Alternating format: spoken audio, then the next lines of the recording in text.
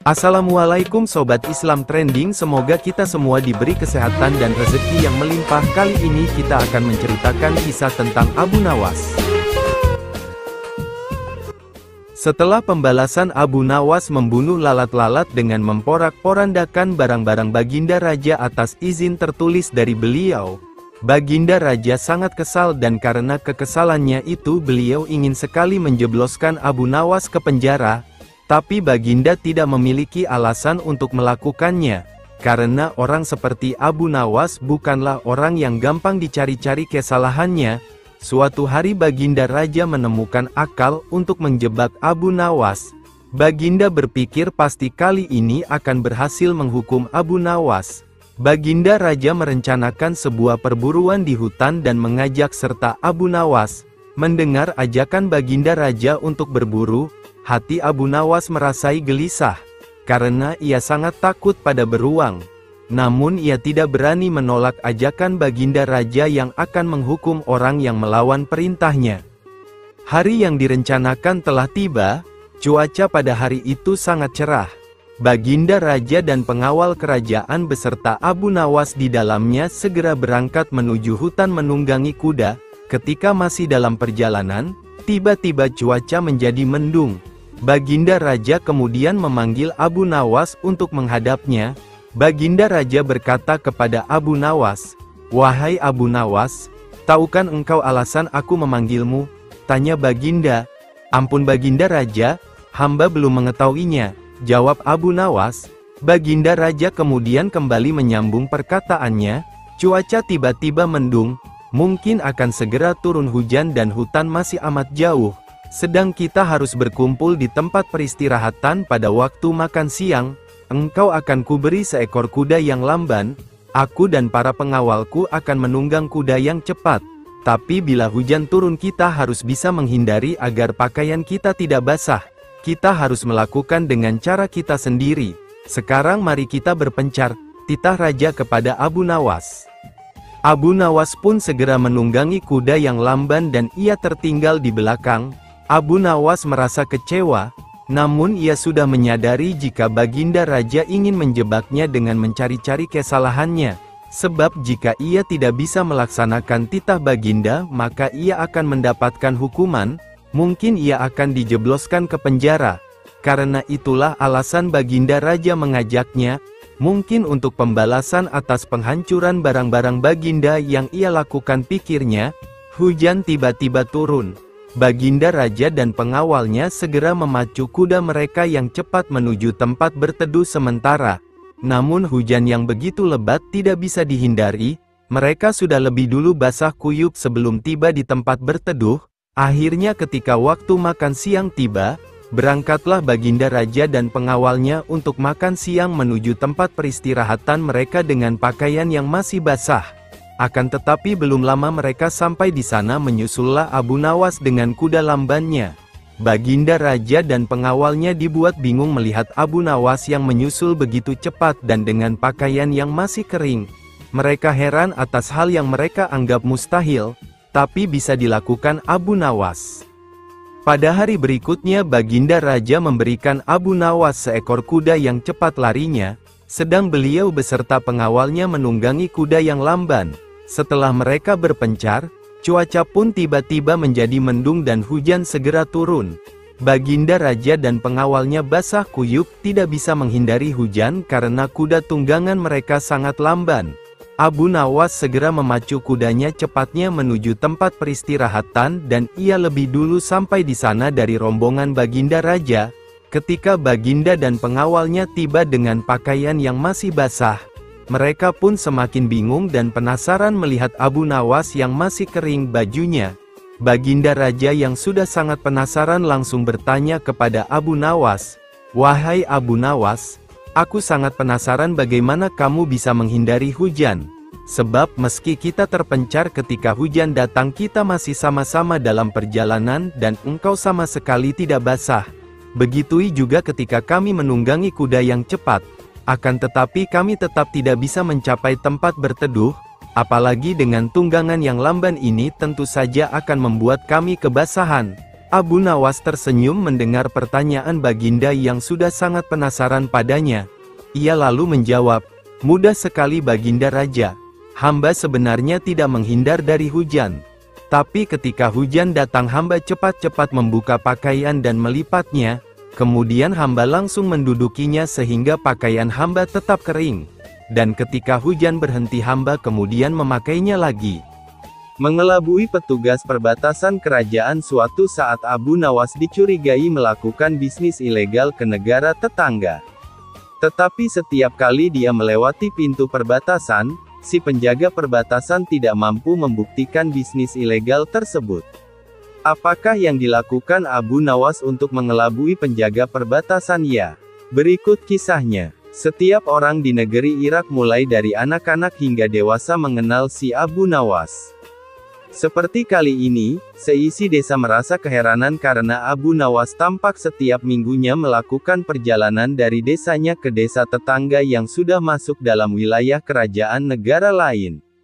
Kali ini, seperti biasanya awal minggu pada suatu bulan, dini hari si Abu Nawas sudah keluar dari rumahnya yang dapat dikatakan sangat sederhana. Di samping rumah sederhana tersebut terdapat kandang kuda yang penghuninya kerap kali berganti.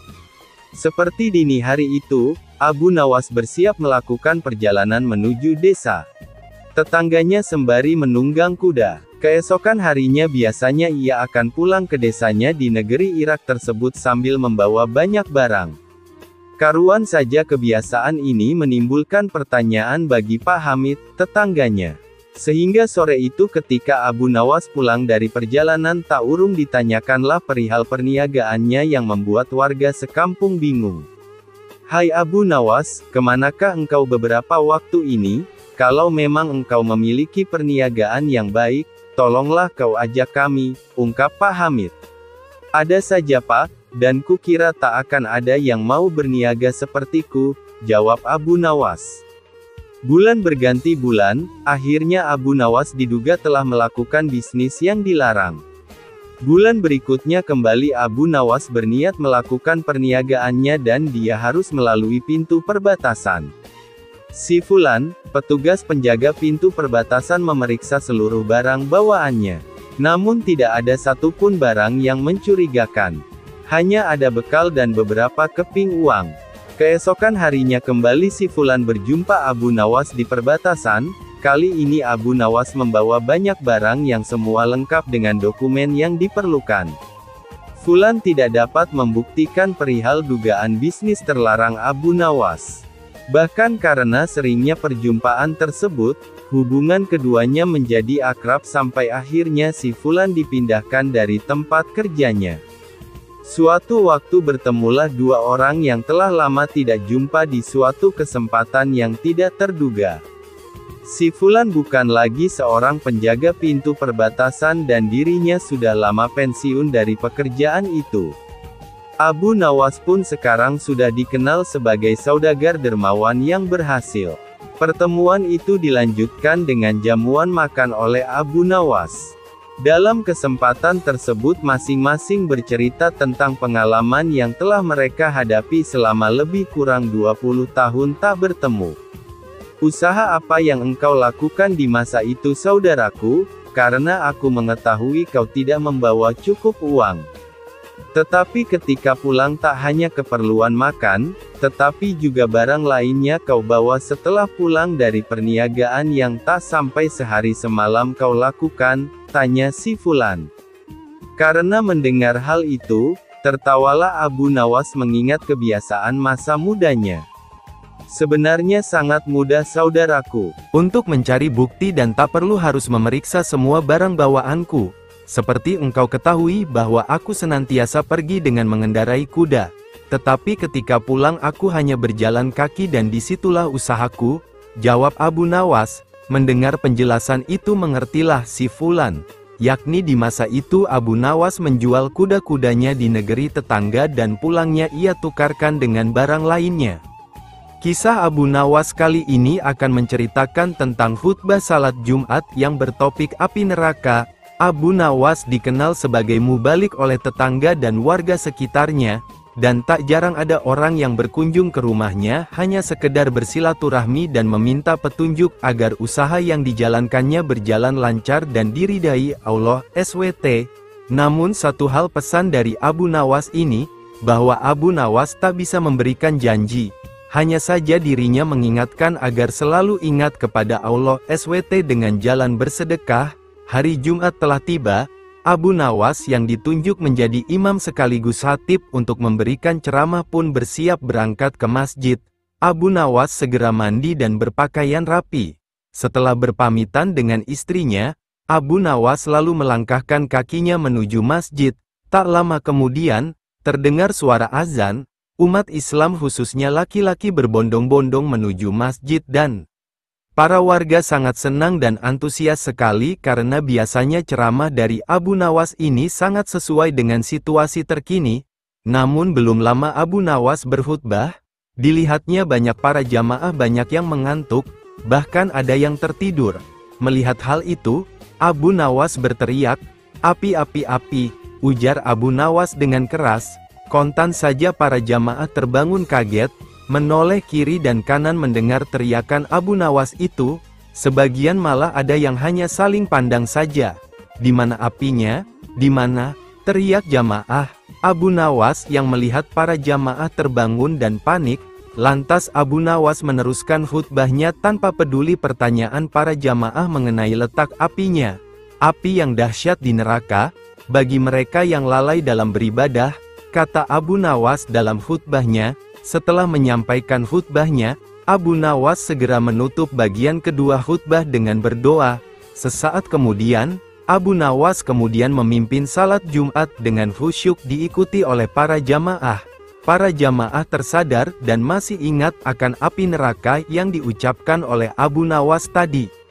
Hakim Pening hadapi kasus sengketa kebun Abu Nawas dan Tuan Tanah. Al-Kisah. Suatu ketika Abu Nawas melihat-lihat kebunnya yang sudah lama tidak diurus. Di saat dirinya asyik melihat-lihat pohon di dalam kebun, tiba-tiba ada suara menghardik. "Ngapain kau masuk kebunku?" ujar seorang lelaki yang oleh penduduk setempat berjuluk Tuan Tanah.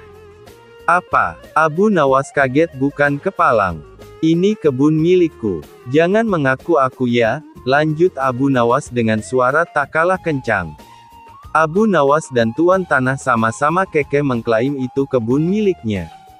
Kasus ini jelas ruwet karena pemilik kebun kala itu tidak memiliki surat-surat tanda kepemilikan. Cara musyawarah dan mufakat tak bisa putus. Keduanya mengaku itu kebunnya. Tak ada jalan lain bagi Abu Nawas, kecuali melapor kepada Baginda Raja Harun al-Rasyid. "Ini masalah rumit Abu. Agar masalahnya bisa diputus secara adil maka mesti ditangani oleh hakim yang bijaksana," ujar Baginda angkat tangan. "Baik Baginda," sambut Abu Nawas dengan takzim. "Persoalannya, siapa hakim yang akan menangani itu juga bukan perkara mudah. Biasanya urusan yang ruwet seperti ini menjadi pekerjaan Abu Nawas. Kini justru Abu Nawas sendiri yang berperkara. Jadi mesti dicari hakim yang selevel Abu Nawas untuk menangani kasus ini." Baginda Raja akhirnya mendapatkan hakim yang paling baik reputasinya di Baghdad. Hakim ini terkenal cerdas dan berwibawa. Orang-orang yang berperkara dengannya selalu puas. Baginda yakin, hakim ini akan memutuskan perkara ini dengan adil. Maka pada hari yang sudah ditentukan, sidang pun dilakukan, di salah satu ruang di istana. Dalam sidang itu, selain pihak yang bersengketa, hadir juga Baginda Raja. Rupanya Baginda ingin tahu siapa sesungguhnya yang mengaku-ngaku dan biang kerok keruwetan ini. Baginda yakin klaim Abu Nawas atas kebunnya tidak mengada-ada. Tapi sangat sulit bagi dirinya untuk begitu saja memenangkan Abu Nawas. Nah, untuk menguji kebenaran pengakuan atas klaim kebun itu maka hakim bertanya kepada kedua belah pihak yang bersengketa. "Berapa jumlah pohon di dalam kebunmu?" tanya hakim. Tuan Tanah tampak kebingungan, bahkan cenderung panik. Sedangkan Abu Nawas tampak lebih tenang. Jujur Abu Nawas tidak pernah menghitung berapa jumlah pohon yang ada di kebunnya. Begitu juga Tuan Tanah. Lagi pula, siapa yang sudi menghitung pohon di kebun? Bagaimana Anda mengakui itu kebun Anda, sementara Anda tidak kenal dengan kebun sendiri? Kata hakim. Tuan tanah menunduk dalam-dalam, tampaknya grogi berat. Di tengah tekanan hakim itu, Abu Nawas masih sempat mengapungkan senyum di bibirnya. Berapa lama Tuan Hakim tinggal di rumah yang Tuan miliki sekarang? Abu Nawas balik bertanya. Sejak beberapa tahun yang lalu, jawab hakim yang tak mengira akan mendapat balasan pertanyaan. Lalu Abu Nawas bertanya lagi, berapa jumlah genting di rumah Tuan? Hakim ganti yang gelagapan, tidak mampu menjawabnya. Hakim itu lalu berkata, kebenaran ada di pihakmu, katanya kepada Abu Nawas diiringi senyum kecut dan wajah pucat pasi Tuan Tanah. Bisa ditebak wajah pucat Tuan Tanah itu. Begitu hakim mengetuk palu memenangkan Abu Nawas, maka hukum dari Baginda Raja sudah pasti menanti. Hakim yang terkenal adil dan bijaksana ini mengakui terkadang kecerdasan dan kejeniusan bisa patah oleh argumen. Saya belum pernah kalah kecuali dengan satu orang, Abu Nawas, ujar hakim mengakui kehebatan Abu Nawas. Setelah itu Tuan Tanah langsung digelandang ke penjara. Enak saja, mengaku aku kebun milik orang lain.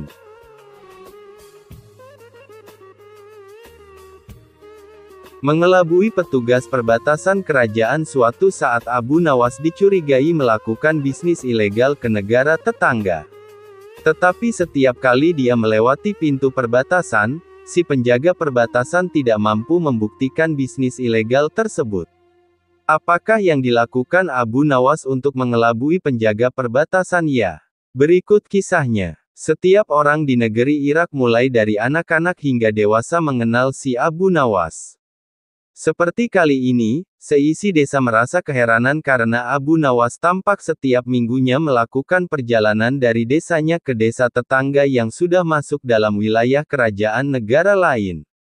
Kali ini, seperti biasanya awal minggu pada suatu bulan, dini hari si Abu Nawas sudah keluar dari rumahnya yang dapat dikatakan sangat sederhana. Di samping rumah sederhana tersebut terdapat kandang kuda yang penghuninya kerap kali berganti. Seperti dini hari itu, Abu Nawas bersiap melakukan perjalanan menuju desa. Tetangganya sembari menunggang kuda. Keesokan harinya biasanya ia akan pulang ke desanya di negeri Irak tersebut sambil membawa banyak barang. Karuan saja kebiasaan ini menimbulkan pertanyaan bagi Pak Hamid, tetangganya. Sehingga sore itu ketika Abu Nawas pulang dari perjalanan tak urung ditanyakanlah perihal perniagaannya yang membuat warga sekampung bingung. Hai Abu Nawas, kemanakah engkau beberapa waktu ini? Kalau memang engkau memiliki perniagaan yang baik, tolonglah kau ajak kami, ungkap Pak Hamid. Ada saja Pak, dan kukira tak akan ada yang mau berniaga sepertiku, jawab Abu Nawas. Bulan berganti bulan, akhirnya Abu Nawas diduga telah melakukan bisnis yang dilarang. Bulan berikutnya kembali Abu Nawas berniat melakukan perniagaannya dan dia harus melalui pintu perbatasan. Si Fulan, petugas penjaga pintu perbatasan memeriksa seluruh barang bawaannya. Namun tidak ada satupun barang yang mencurigakan. Hanya ada bekal dan beberapa keping uang.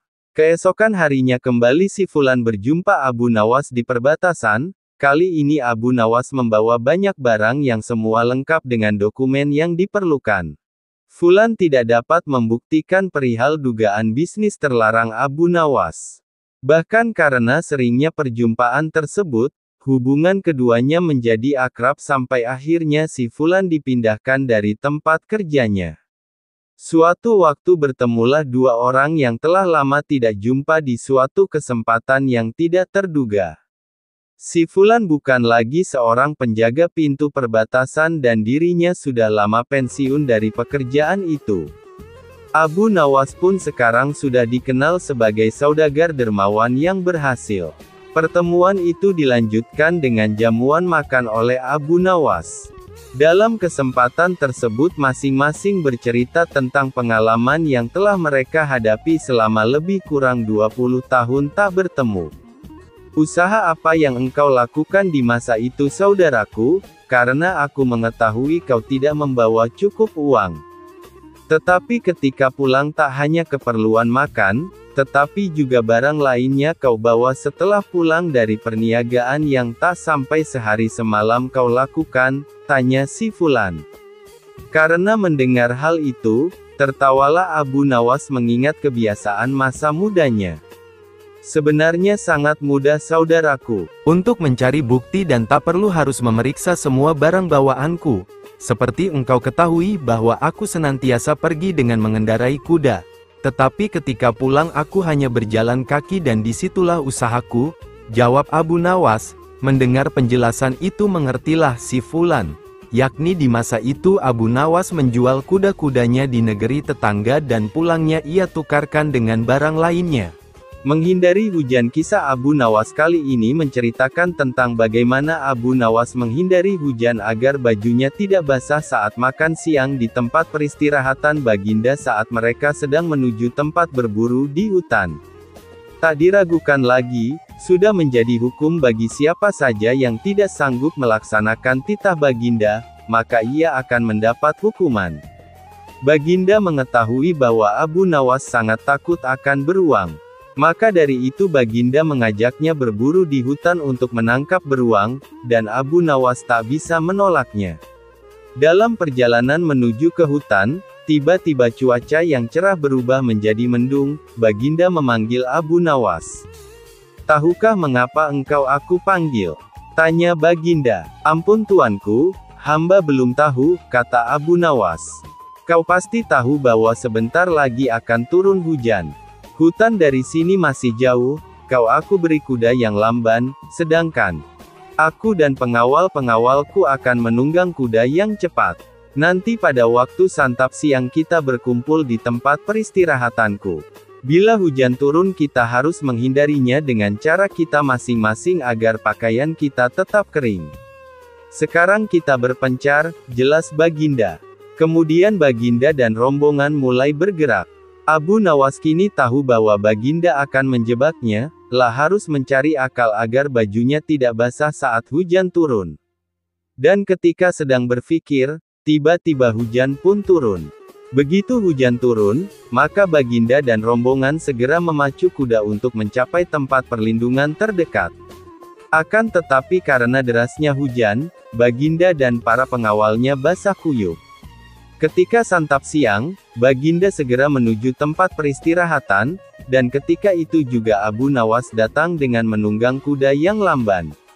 Baginda dan para pengawal terperangah karena baju Abu Nawas tidak basah, padahal dengan kuda yang paling cepat pun tidak bisa mencapai tempat perlindungan terdekat. Nah, pada hari yang kedua, Abu Nawas diberi kuda yang cepat yang kemarin ditunggangi. Kini baginda dan para pengawalnya mengendarai kuda-kuda yang lamban. Setelah Abu Nawas dan rombongan kerajaan berpencar, hujan pun turun seperti kemarin. Baginda dan pengawalnya langsung basah kuyup karena kuda yang ditunggangi tidak bisa berlari dengan kencang. Ketika saat bersantap siang tiba, Abu Nawas tiba di tempat peristirahatan lebih dahulu dari baginda dan pengawalnya. Abu Nawas menunggu baginda raja. Selang beberapa saat, baginda dan para pengawal akhirnya datang juga dengan pakaian yang basah kuyup. Baginda tak sanggup lagi menahan keingintahuan yang selama ini disembunyikan Abu Nawas. Rahasia apakah yang telah dipakai oleh Abu Nawas? Terus terang bagaimana caranya menghindari hujan wahai Abu Nawas? Tanya baginda. "Mudah tuanku yang mulia," jawab Abu Nawas dengan tersenyum. "Sedangkan aku dengan kuda yang cepat saya tidak sanggup mencapai tempat berteduh terdekat, apalagi dengan kuda yang lamban ini," kata baginda. "Hamba sebenarnya tidak melarikan diri dari hujan. Tetapi begitu hujan turun, maka hamba secepat mungkin melepas pakaian hamba dan segera melipatnya kemudian saya mendudukinya. Ini hamba lakukan sampai hujan berhenti," jelas Abu Nawas. Ahaha, rupanya dengan diam-diam baginda raja mengakui lagi kecerdikan Abu Nawas. Tugas yang mustahil Abu Nawas belum kembali. Kata istrinya, ia bersama seorang pendeta dan seorang ahli yoga sedang melakukan pengembaraan suci. Padahal saat ini Baginda amat membutuhkan bantuan Abu Nawas. Beberapa hari terakhir ini Baginda merencanakan membangun istana di awang-awang. Karena sebagian dari raja-raja negeri sahabat telah membangun bangunan-bangunan yang luar biasa. Baginda tidak ingin menunggu Abu Nawas lebih lama lagi. Beliau mengutus beberapa orang kepercayaannya untuk mencari Abu Nawas. Mereka tidak berhasil menemukan Abu Nawas karena Abu Nawas ternyata sudah berada di rumah ketika mereka baru berangkat. Abu Nawas menghadap Baginda Raja Harun al-Rashid. Baginda amat riang. Saking gembiranya beliau mengajak Abu Nawas bergurau. Setelah saling tukar-menukar cerita-cerita lucu, lalu Baginda mulai mengutarakan rencananya. Aku sangat ingin membangun istana di awang-awang agar aku lebih terkenal di antara raja-raja yang lain. Adakah kemungkinan keinginanku itu terwujud, wahai Abu Nawas? Tidak ada yang tidak mungkin dilakukan di dunia ini Paduka yang mulia, kata Abu Nawas berusaha mengikuti arah pembicaraan Baginda. Kalau menurut pendapatmu hal itu tidak mustahil diwujudkan maka aku serahkan sepenuhnya tugas ini kepadamu, kata Baginda puas. Abu Nawas terperanjat, telah menyesal telah mengatakan kemungkinan mewujudkan istana di awang-awang. Tetapi nasi telah menjadi bubur. Kata-kata yang telah terlanjur didengar oleh Baginda tidak mungkin ditarik kembali. Baginda memberi waktu Abu Nawas beberapa minggu. Rasanya tak ada yang lebih berat bagi Abu Nawas kecuali tugas yang diembannya sekarang. Jangankan membangun istana di langit, membangun sebuah gubuk kecil pun sudah merupakan hal yang mustahil dikerjakan. Hanya Tuhan saja yang mampu melakukannya. Begitu gumam Abu Nawas. Hari-hari berlalu seperti biasa. Tak ada yang dikerjakan Abu Nawas kecuali memikirkan bagaimana membuat Baginda merasa yakin kalau yang dibangun itu benar-benar istana di langit. Seluruh ingatannya dikerahkan dan dihubung-hubungkan. Abu Nawas bahkan berusaha menjangkau masa kanak-kanaknya. Sampai ia ingat bahwa dulu ia pernah bermain layang-layang. Dan inilah yang membuat Abu Nawas girang. Abu Nawas tidak menyia-nyiakan waktu lagi, telah bersama beberapa kawannya merancang layang-layang raksasa berbentuk persegi 4. Setelah rampung baru Abu Nawas melukis pintu-pintu serta jendela-jendela dan ornamen-ornamen lainnya. Ketika semuanya selesai Abu Nawas dan kawan-kawan menerbangkan layang-layang raksasa itu dari suatu tempat yang dirahasiakan. Begitu layang-layang raksasa berbentuk istana itu mengapung di angkasa, penduduk negeri gempar. Baginda Raja girang bukan kepalang. Benarkah Abu Nawas berhasil membangun istana di langit? Dengan tidak sabar beliau didampingi beberapa orang pengawal bergegas menemui Abu Nawas. Abu Nawas berkata dengan bangga, "Paduka yang mulia, istana pesanan Paduka telah rampung. Engkau benar-benar hebat wahai Abu Nawas," kata Baginda memuji Abu Nawas. "Terima kasih Baginda yang mulia," kata Abu Nawas, "lalu bagaimana caranya aku ke sana?" tanya Baginda. "Dengan tambang, Paduka yang mulia," kata Abu Nawas. "Kalau begitu siapkan tambang itu sekarang. Aku ingin segera melihat istanaku dari dekat," kata Baginda tidak sabar. "Maafkan hamba Paduka yang mulia. Hamba kemarin lupa memasang tambang itu. Sehingga seorang kawan hamba tertinggal di sana dan tidak bisa turun," kata Abu Nawas. "Bagaimana dengan engkau sendiri Abu Nawas? Dengan apa engkau turun ke bumi?" tanya Baginda. "Dengan menggunakan sayap Paduka yang mulia," kata Abu Nawas dengan bangga. "Kalau begitu buatkan aku sayap supaya aku bisa terbang ke sana," kata Baginda. "Paduka yang mulia, sayap itu hanya bisa diciptakan dalam mimpi," kata Abu Nawas menjelaskan. "Engkau berani mengatakan aku gila sepertimu?" tanya Baginda sambil melotot. "Ya, Baginda, kurang lebih seperti itu," jawab Abu Nawas tangkas. "Apa maksudmu?" tanya Baginda lagi. Baginda tahu bahwa membangun istana di awang-awang adalah pekerjaan yang mustahil dilaksanakan. Tetapi Baginda tetap menyuruh hamba mengerjakannya. Sedangkan hamba juga tahu bahwa pekerjaan itu mustahil dikerjakan, tetapi hamba tetap menyanggupi titah Baginda yang tidak masuk akal itu, kata Abu Nawas berusaha meyakinkan Baginda. Tanpa menoleh Baginda Raja kembali ke istana diiring para pengawalnya. Abu Nawas berdiri sendirian sambil memandang ke atas melihat istana terapung di awang-awang. Sebenarnya siapa di antara kita yang gila? Tanya Baginda mulai jengkel. Hamba kira kita berdua sama-sama tidak waras tuanku, jawab Abu Nawas tanpa ragu.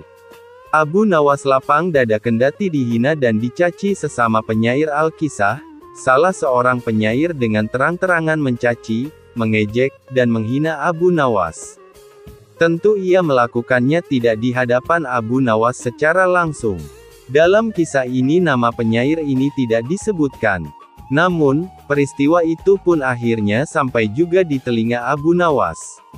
Abu Nawas biasa saja, sepertinya ia telah menyusun rencana yang matang. Singkat cerita, suatu hari digelarlah suatu perayaan. Perayaan ini dihadiri oleh para tokoh, pemuka kerajaan, dan juga para penyair sekaligus sastrawan. Akhirnya, di perayaan itu bertemulah keduanya, Abu Nawas dan penyair yang mengejeknya.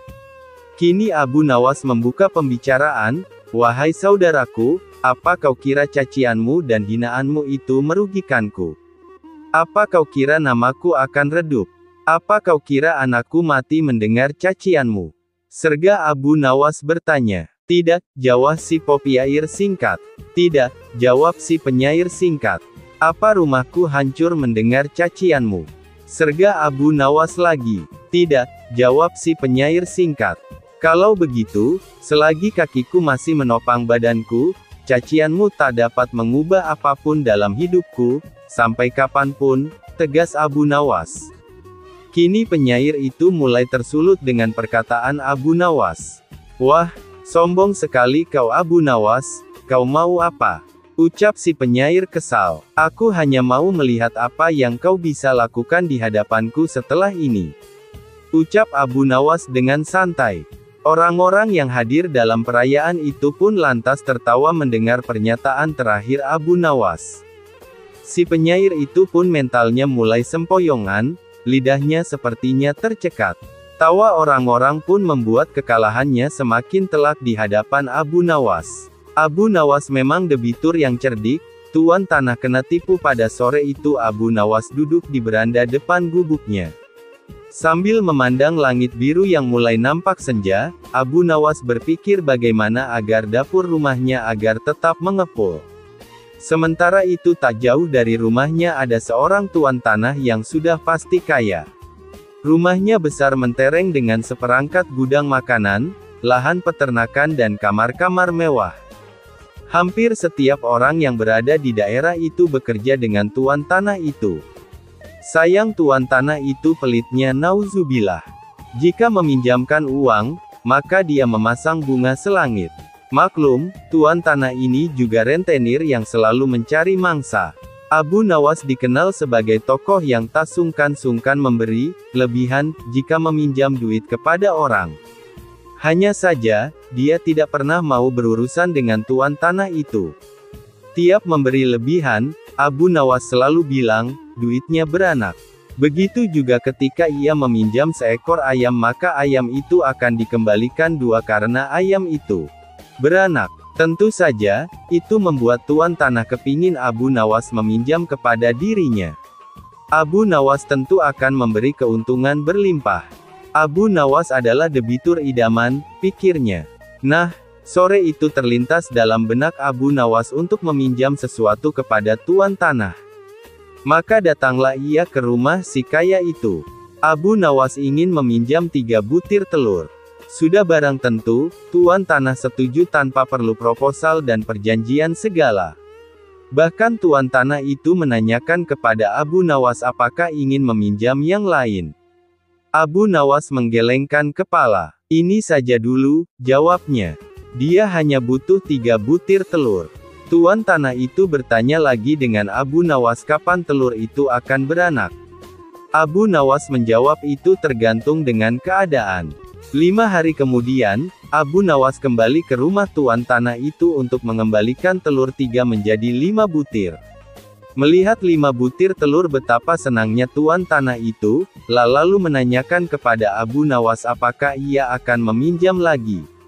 Abu Nawas lalu meminjam piring tembikar sebanyak 2 buah.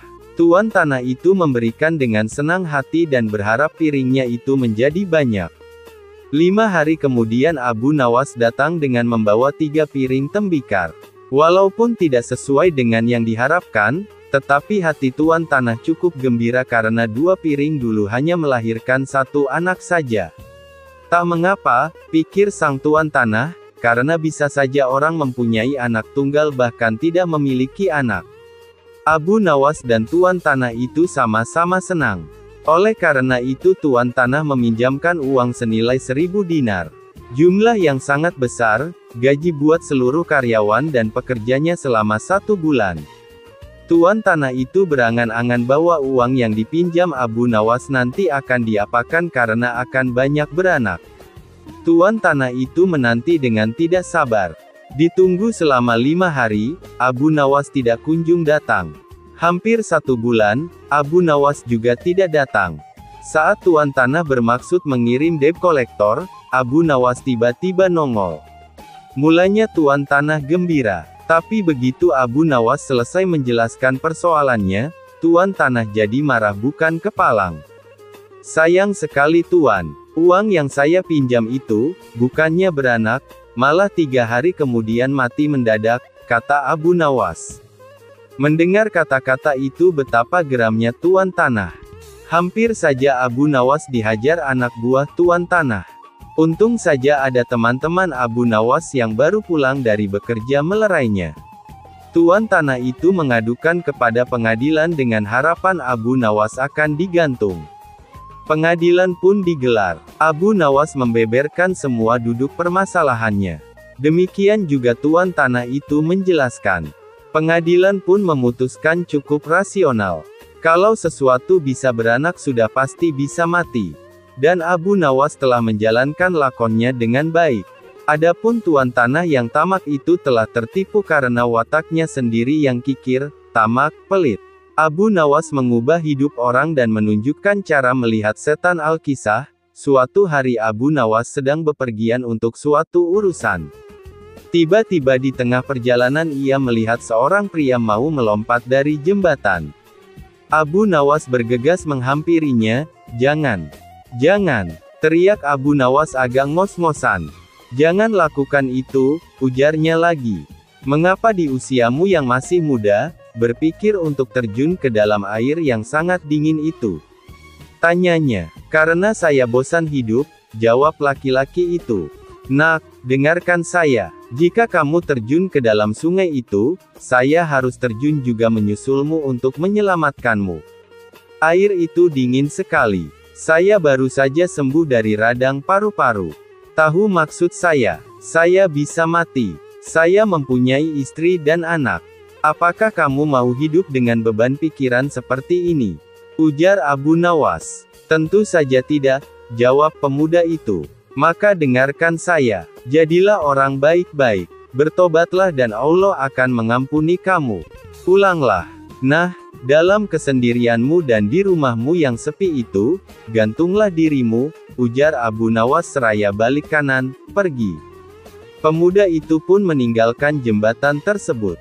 Dalam perjalanan selanjutnya, tiba-tiba seorang laki-laki menghampiri Abu Nawas. Laki-laki yang menemui Abu Nawas ini terkenal dengan kebejatannya. Tanpa basa-basi laki-laki tadi langsung bertanya kepada Abu Nawas perihal keinginannya agar bisa melihat wujud setan. "Wahai Abu Nawas, aku ingin sekali memiliki kemampuan melihat setan. Apa kau bisa mengajariku bagaimana cara melihatnya?" tanya laki-laki bejat itu. "Tentu bisa, tepat sekali kau bertemu denganku." Abu Nawas mengiyakan permintaan laki-laki tadi dengan entengnya. "Kalau begitu tunjukkan kepadaku," ujar laki-laki itu. "Itu mudah sekali, apa kau memiliki cermin di rumah?" imbu Abu Nawas. "Tentu saja punya wahai Abu Nawas," jawab laki-laki tadi.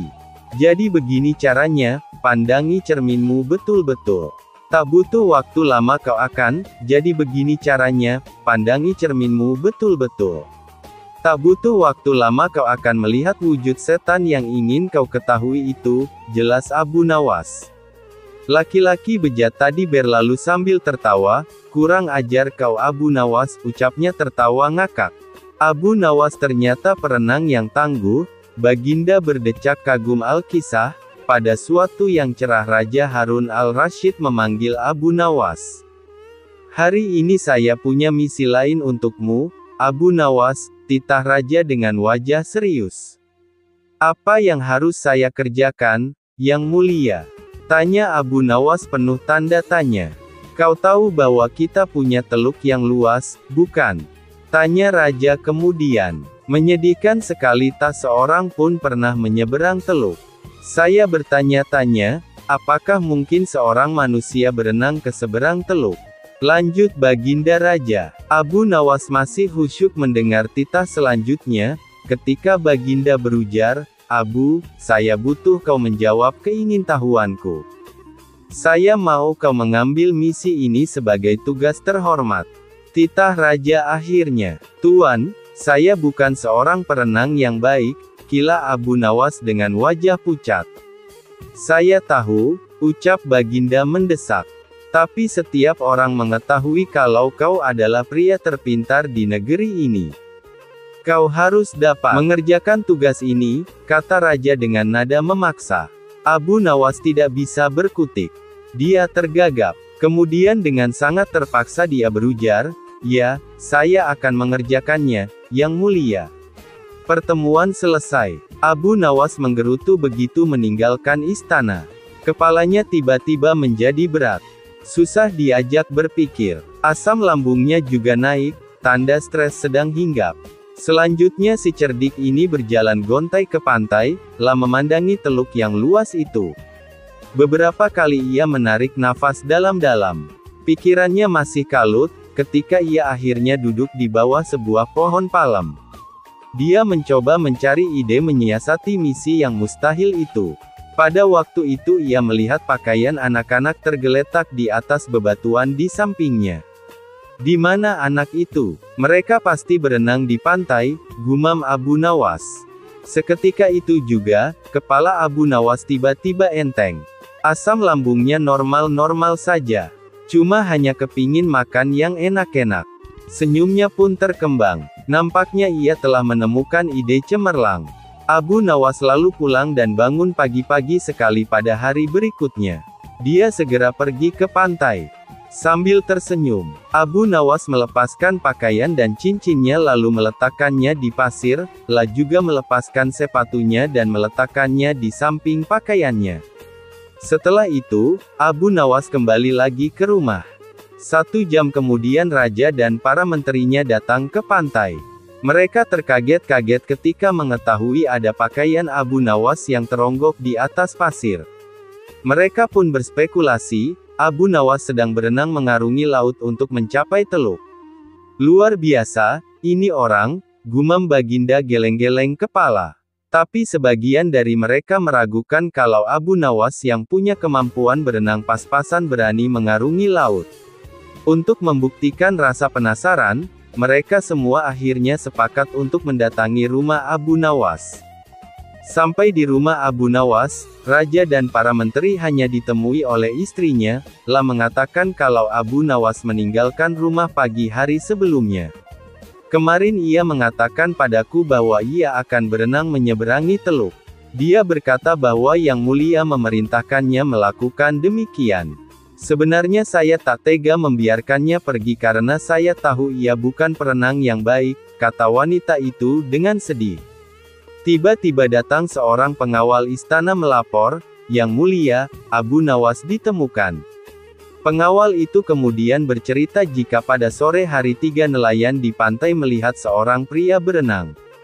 Ketika mereka mendekatinya, mereka tahu bahwa yang berenang adalah Abu Nawas. Karena terlihat sangat lelah, maka mereka membantu Abu Nawas mencapai pantai. Tapi tak lama setelah itu Abu Nawas malah pingsan. Tak lama setelah itu, Raja dan beberapa pengawal pergi ke pantai. Raja lalu duduk di samping Abu Nawas. Abu, panggil Raja sambil menggoyang-goyangkan tubuh Abu Nawas. Pelan sekali, Abu Nawas membuka matanya. Legalah hati Raja Harun al-Rasyid, lah memegang tubuh Abu Nawas dengan erat, lah terlihat sangat menyesal karena telah menyebabkan Abu Nawas menderita. Abu Nawas tersenyum tipis ketika sang raja memeluknya dan mengatakan, "Kau hebat, Abu." Abu Nawas, Abu Wardah, dan seorang pengemis. Pada suatu ketika, seorang pengemis mendatangi rumah Abu Nawas. Laki-laki itu meminta makanan karena, menurut pengakuannya, seharian perutnya belum terisi. Abu Nawas tengok kiri tengok kanan seperti orang bingung. Di rumah juga belum ada makanan yang siap saji. Tapi Abu Nawas kepingin membantu pengemis itu. Tidak sekadar memberi makan. "Kenapa engkau mengemis? Apa engkau tidak mempunyai pekerjaan?"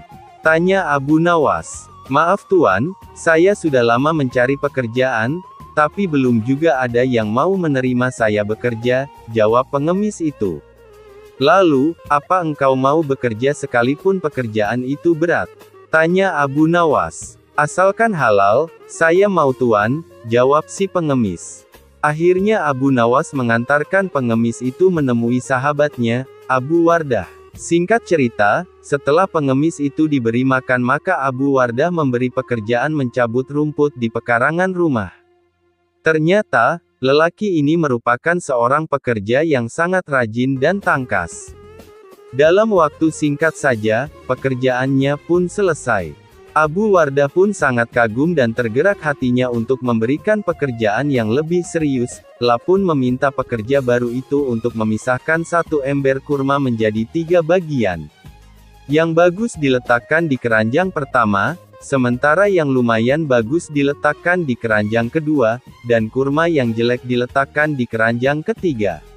Pada keesokan harinya, Abu Nawas datang ke rumah Abu Wardah untuk menanyakan kabar dari pengemis itu, lah pun menjelaskan bahwa pengemis itu sangat rajin dan terampil mencabut rumput di ladang sehingga dirinya menyimpulkan bahwa pengemis itu adalah pekerja yang baik. Maka dari itu Abu Wardah memberikan pekerjaan yang lebih serius kepadanya. "Sekarang dia bekerja apa?" tanya Abu Nawas. "Tadi malam saya suruh untuk memisahkan kurma-kurma menjadi 3 bagian. Mari kita ke sana untuk melihatnya, tentu sudah selesai pekerjaannya itu," kata Abu Wardah. Tapi apa yang terjadinya? Keduanya mendapati pengemis itu sedang tidur pulas. Tugas yang diberikan tidak dikerjakan. Dengan penuh tanya, Abu Wardah pun membangunkan pengemis itu. "Kenapa engkau tidak menyelesaikan pekerjaanmu yang sangat mudah itu?" tanya Abu Wardah.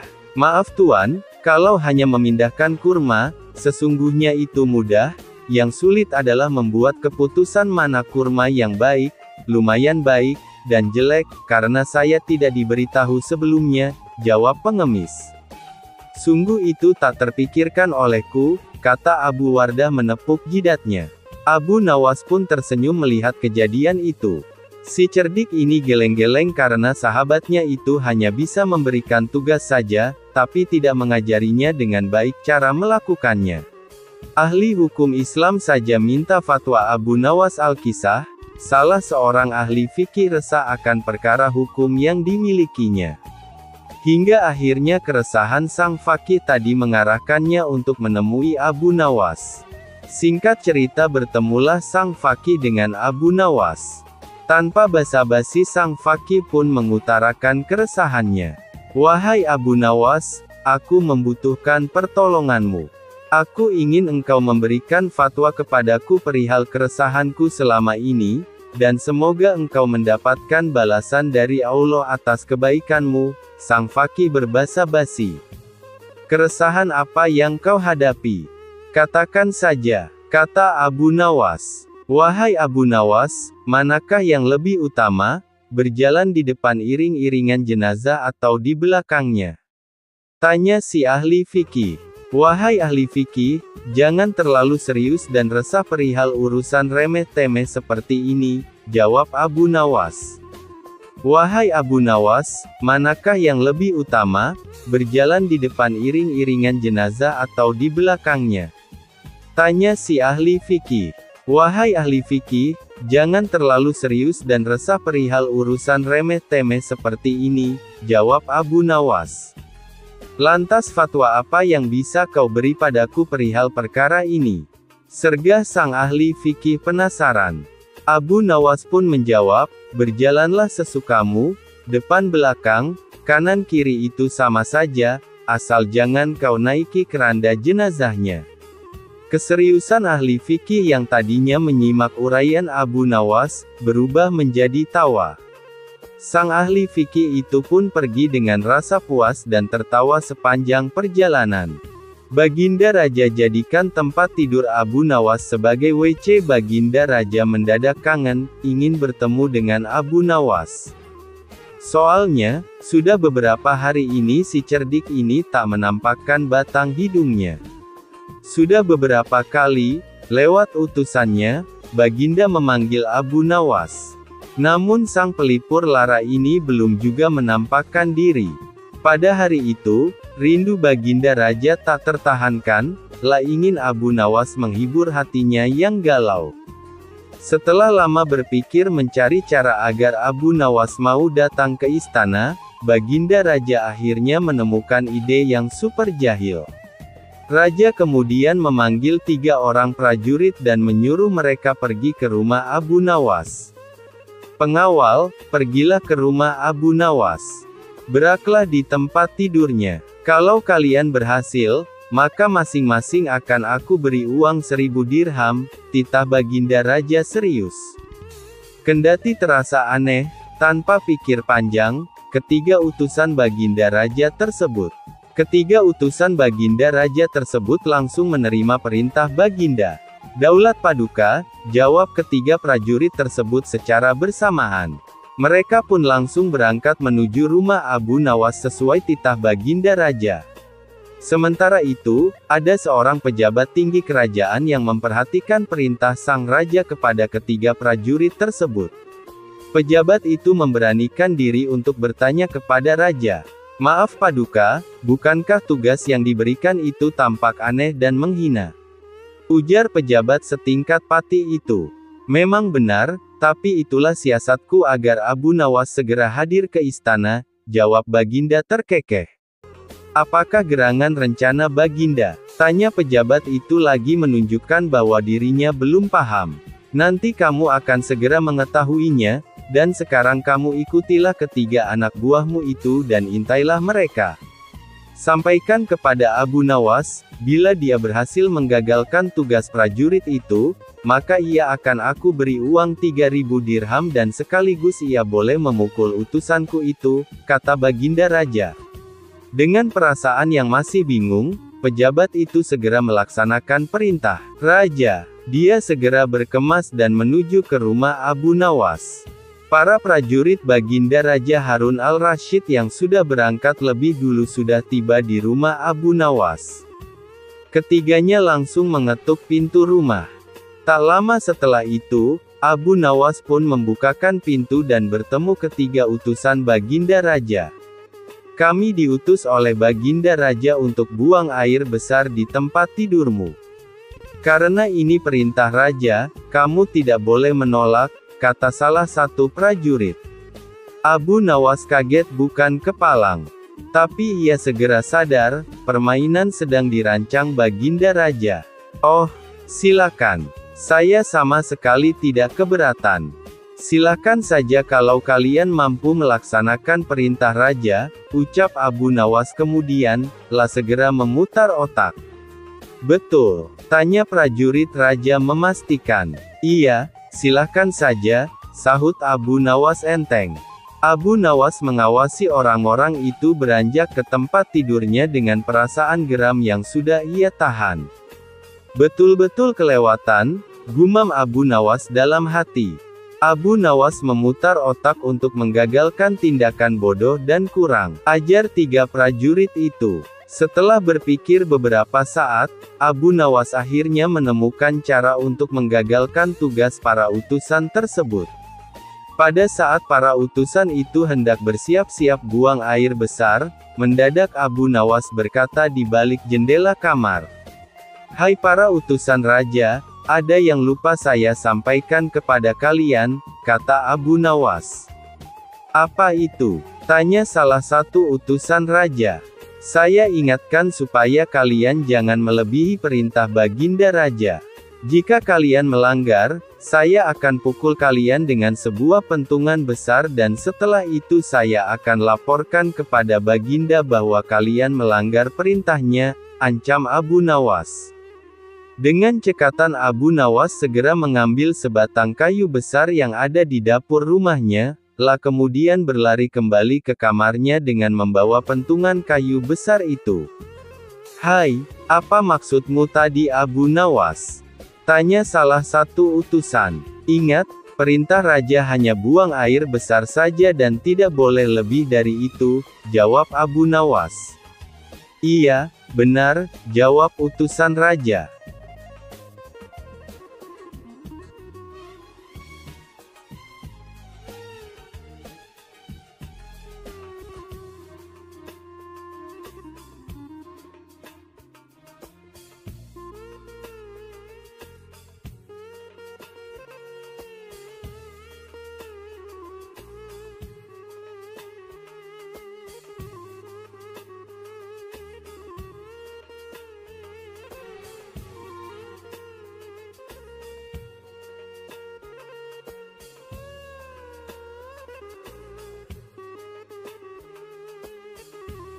Panah pembawa rezeki Abu Nawas memang cerdik, meskipun tak mempunyai kemampuan untuk melaksanakan titah sang raja, namun dia selalu berhasil melaksanakan tugasnya.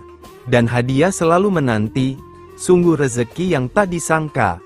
Suatu ketika Abu Nawas diundang oleh Raja Harun ar-Rasyid untuk makan bersama, maka berangkatlah para pengawal kerajaan untuk menjemput Abu Nawas di rumahnya.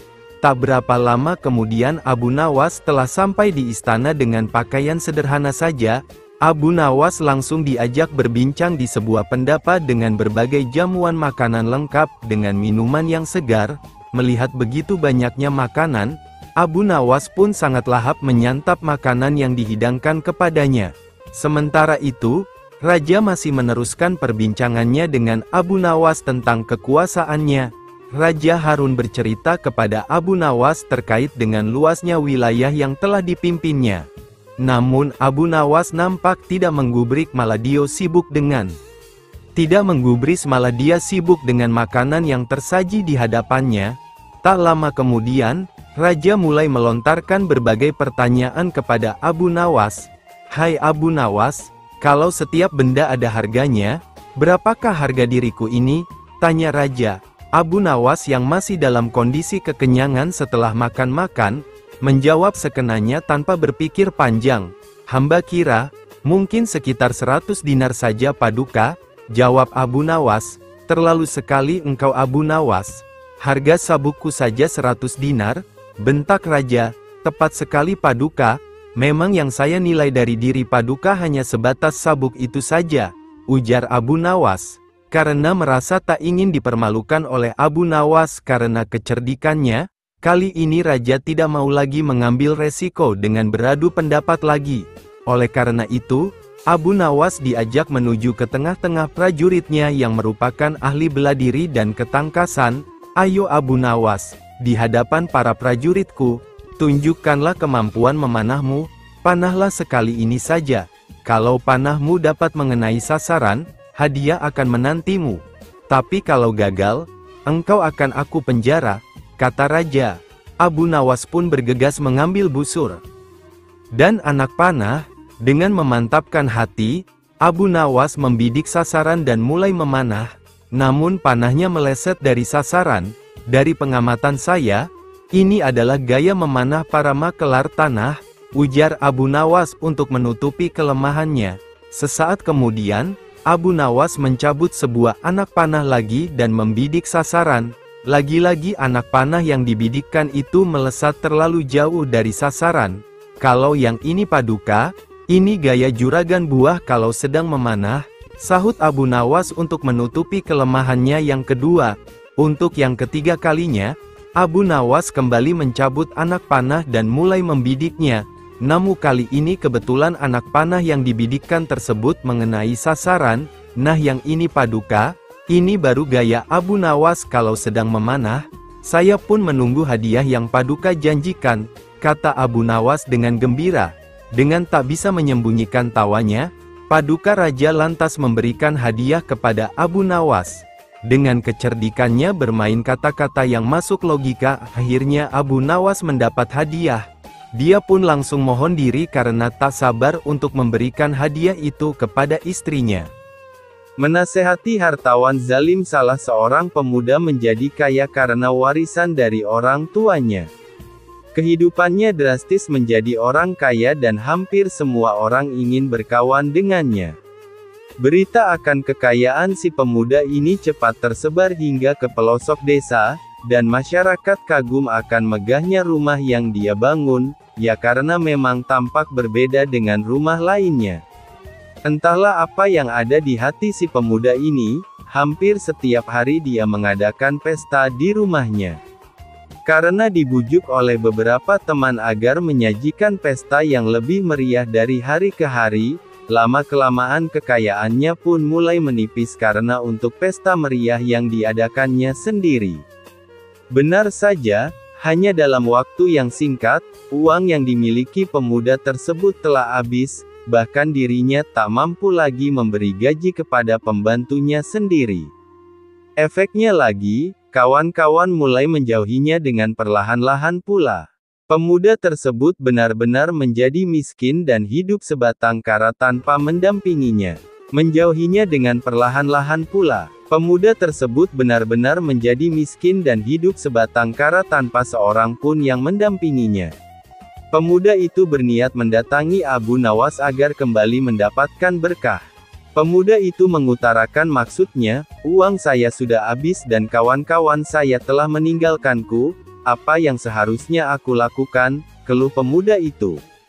Jangan khawatir, segalanya akan normal kembali, tunggu saja beberapa hari ini, kau akan kembali tenang dan bahagia, tutur Abu Nawas. Jadi saya akan segera kembali kaya, kata pemuda itu girang. Bukan begitu maksudku, kau salah tafsir. Maksudku dalam waktu yang tidak terlalu lama kau akan terbiasa menjadi orang yang miskin dan tidak mempunyai teman, jelas Abu Nawas kepada pemuda tersebut. Kemudian Abu Nawas menjelaskan bahwa apa yang diterima dan dialami oleh pemuda tersebut adalah akibat dari apa yang dilakukannya sendiri. Selain itu, dirinya pun tak pernah sekalipun untuk berusaha mengelola harta yang dimilikinya. Kisah Abu Nawas kali ini akan menceritakan tentang khutbah salat Jumat yang bertopik api neraka. Abu Nawas dikenal sebagai mubalik oleh tetangga dan warga sekitarnya, dan tak jarang ada orang yang berkunjung ke rumahnya hanya sekedar bersilaturahmi dan meminta petunjuk agar usaha yang dijalankannya berjalan lancar dan diridai Allah SWT. Namun satu hal pesan dari Abu Nawas ini, bahwa Abu Nawas tak bisa memberikan janji. Hanya saja dirinya mengingatkan agar selalu ingat kepada Allah SWT dengan jalan bersedekah. Hari Jumat telah tiba, Abu Nawas yang ditunjuk menjadi imam sekaligus khatib untuk memberikan ceramah pun bersiap berangkat ke masjid.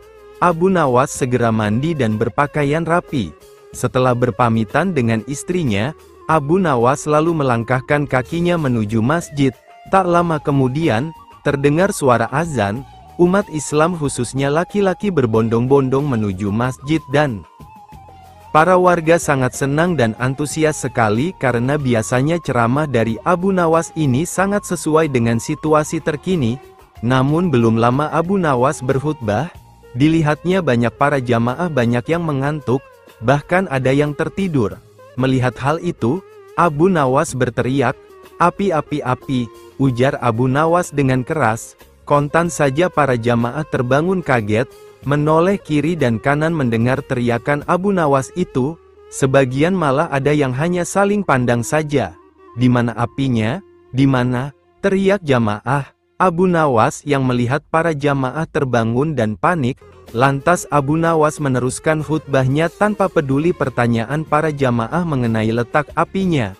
Api yang dahsyat di neraka, bagi mereka yang lalai dalam beribadah, kata Abu Nawas dalam khutbahnya. Setelah menyampaikan khutbahnya, Abu Nawas segera menutup bagian kedua khutbah dengan berdoa. Sesaat kemudian, Abu Nawas kemudian memimpin salat Jumat dengan khusyuk diikuti oleh para jamaah. Para jamaah tersadar dan masih ingat akan api neraka yang diucapkan oleh Abu Nawas tadi.